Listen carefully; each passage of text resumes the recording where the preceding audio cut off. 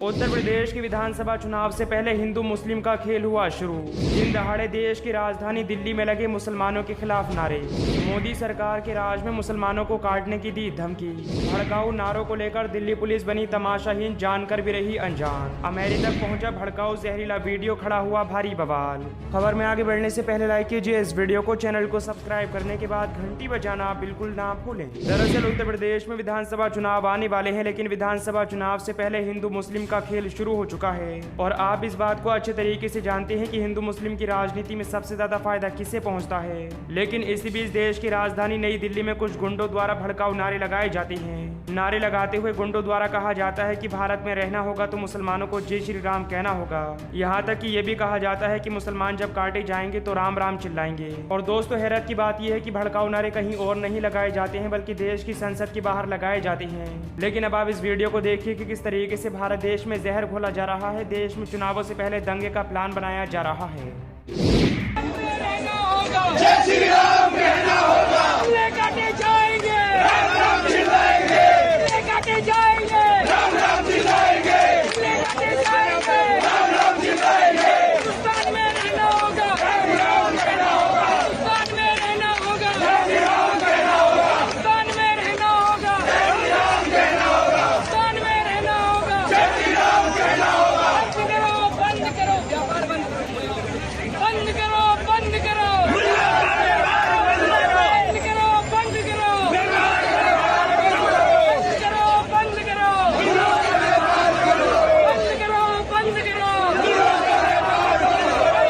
बंद करो, बंद करो, बंद करो, बंद करो। जाएंगे, काटे जाएंगे, चोर काटे जाएंगे, चोर काटे जाएंगे, चोर काटे जाएंगे, चोर काटे जाएंगे, अल्लाह काटा जाएगा, अल्लाह काटा जाएगा, अल्लाह काटा जाएगा, अल्लाह काटा जाएगा, चोर काटे जाएंगे।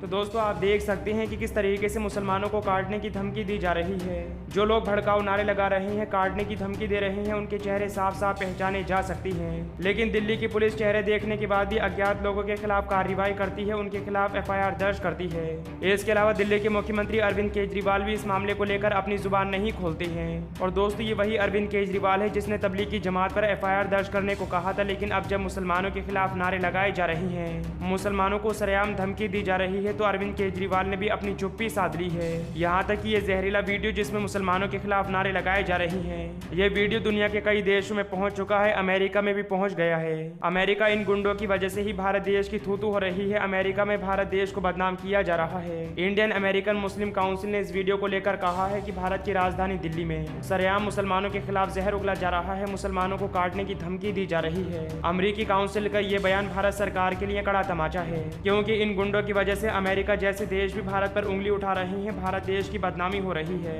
लेकिन सरकार पूरी तरीके से तमाशाहीन बन चुकी है। सरकार कोई कार्रवाई नहीं कर रही है। यहाँ तक कि इस भड़काऊ बयान को लेकर दिल्ली की पुलिस कार्रवाई करती है, लेकिन दिल्ली की पुलिस भी अज्ञात लोगों के खिलाफ कार्रवाई करती है। हालांकि जो लोग भड़काऊ बयान दे रहे हैं, उनके चेहरे साफ साफ देखे जा सकते हैं, लेकिन इसके बाद भी अज्ञात लोगों के खिलाफ कार्रवाई की जाती है। बढ़ती है अगली खबर की तरफ, जहाँ किसान नेता राकेश टिकैत ने भरी हुंकार। राकेश टिकैत ने कहा कि किसानों का लखनऊ है, किसी के बाप की जागीर नहीं। दरअसल किसानों ने एक महापंचायत का आयोजन किया और इस किसान महापंचायत में राकेश टिकैत भी शामिल हुए।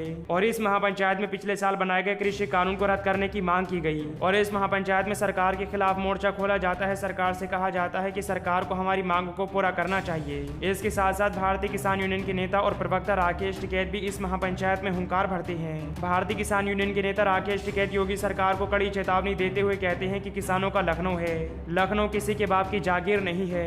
और दोस्तों, राकेश टिकैत का ये बयान किसी और के लिए नहीं है, बल्कि उत्तर प्रदेश के मुख्यमंत्री योगी आदित्यनाथ के लिए हैं। क्योंकि हाल ही में उत्तर प्रदेश की भारतीय जनता पार्टी द्वारा यह कहा जाता है कि जो भी लखनऊ आएगा, यानी कि राकेश टिकैत अगर लखनऊ आती हैं, तो उनका अच्छे तरीके से स्वागत किया जाएगा, उनको बाल पकड़कर घसीटा जाएगा। और जब मुख्यमंत्री योगी आदित्यनाथ और उनकी भारतीय जनता पार्टी ये बयान जारी करती है, तो राकेश टिकैत योगी सरकार पर भड़क जाते हैं। राकेश टिकैत कहते हैं कि लखनऊ किसानों का है, किसी के बाप की जागीर नहीं है। यानी कि राकेश टिकैत ने साफ साफ कह दिया है कि लखनऊ योगी आदित्यनाथ की बाप की जागीर जागीर नहीं है।